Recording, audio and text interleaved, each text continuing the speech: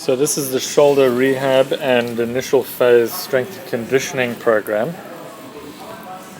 We're going to start with a foam roller. You can also take a towel and roll it up into a nice tight sausage, and you're going to lie over it with it just below the base of your shoulder blades. You can go a little bit higher if you want, and lie back over it, taking 3 nice deep breaths before you then come up into a little mini crunch and do the same 3 breaths. Once you've finished that, you can then lie your head all the way back if you feel comfortable enough doing it, if you've got enough flexibility, and rock your head left and right to create motion through your spine from the top down.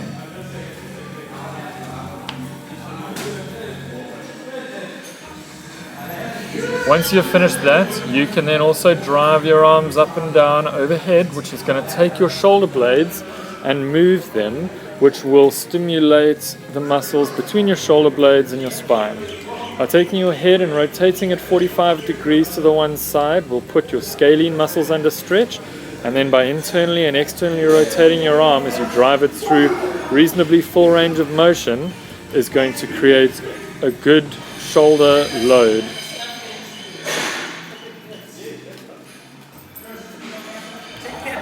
We're going to follow that up with a modified pec stretch. This is actually best done in a door frame, so you still have your elbow and the whole of your forearm up against the door frame, but the lunge with the inside leg is going to help create elasticity by lengthening and shortening those pecs. Then I want you to get into a lat stretch by leaning back and mobilizing your hips from left to right. You're going to create a nice elasticity from your hip right up into where your lats attach on the back of your arm. There'll be a few other muscles attaching in that same area which are also going to get a nice little bit of load. Then we're going to get down onto your knees and take your arms and externally rotate them so your palms face the ceiling, and then push your hands out wide to the side. Make sure you don't slouch in this position, and you're going to rock forward and back to give your rhomboids, your lats, and a number of other muscles between your shoulders the opportunity to lengthen and stretch out. You can follow this up with a load where you're driving your right shoulder to your left hand and vice versa.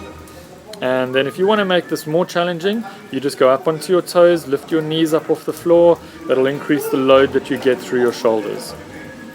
The nice thing with that exercise is that it centralizes your arm inside your socket, and that principle holds true with this exercise, which is a single arm loaded dynamic shoulder mobilization exercise.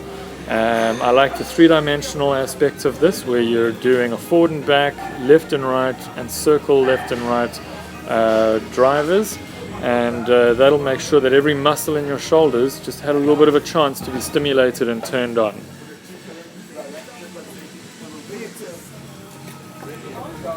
Then we're going to get further into the strength exercises.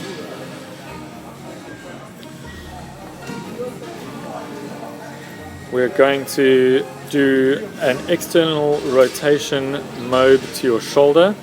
This is going to take the average person with a desk job's internally rotated slouch shoulder position and just reverse that to stretch out the capsule of ligaments which are attaching your arm onto your body. You can see what I'm doing here with my left hand as I was pushing up with my left hand up the pole, which means with my right arm, in order to keep the pole stable, I've got to contract and pull down, and vice versa. Now when we get into the strength work, we've got to take a band attached to something, pull our arm out to the side, and then follow all of these dynamic movements. So we're creating an activation in the posterior shoulder by pulling out against the band and then driving the arm through a bunch of different movements.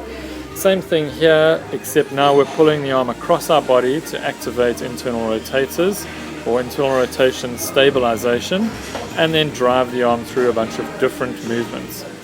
Here we're going to create activation of some of that posterior shoulder muscle tissue, and then drive the shoulder through a load of different maneuvers, from circles to left and right lateral flexion. And that's that for now. Good place to start.